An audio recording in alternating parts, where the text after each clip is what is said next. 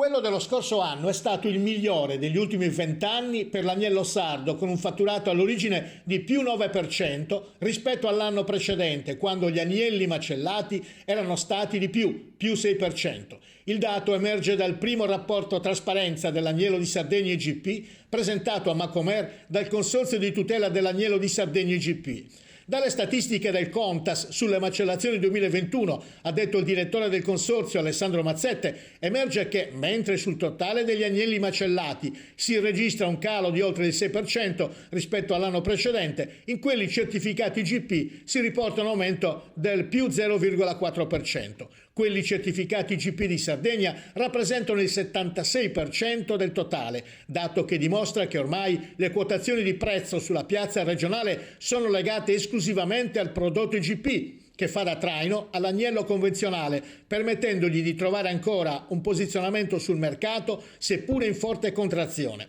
La filiera agnello IGP di Sardegna è composta da oltre 5.000 aziende zootecniche distribuite su tutto il territorio regionale, alle quali si aggiungono 35 imprese di macellazione e della distribuzione. La provincia con il maggior numero di aziende è quella di Nuoro, con il 32% dei soci, 1.594 iscritti, a cui seguono Sassari con il 28%, 1.425 aziende, Cagliari con il 21%, 1.045 e Oristano con il 19%, 936. Nell'anno solare appena concluso, nonostante la contrazione del 6% nelle macellazioni, si è riscontrato un più 9% nel fatturato all'origine, grazie alla crescita del prezzo registrata nelle prime settimane di dicembre, mese in cui si vendono oltre il 30% degli agnelli IGP, spiega il presidente del Contas, Battista Qualbu. Il prezzo dell'agnello pagato al pastore dal 1 al 24 dicembre è cresciuto rispetto agli stessi giorni del 2020 del 31%.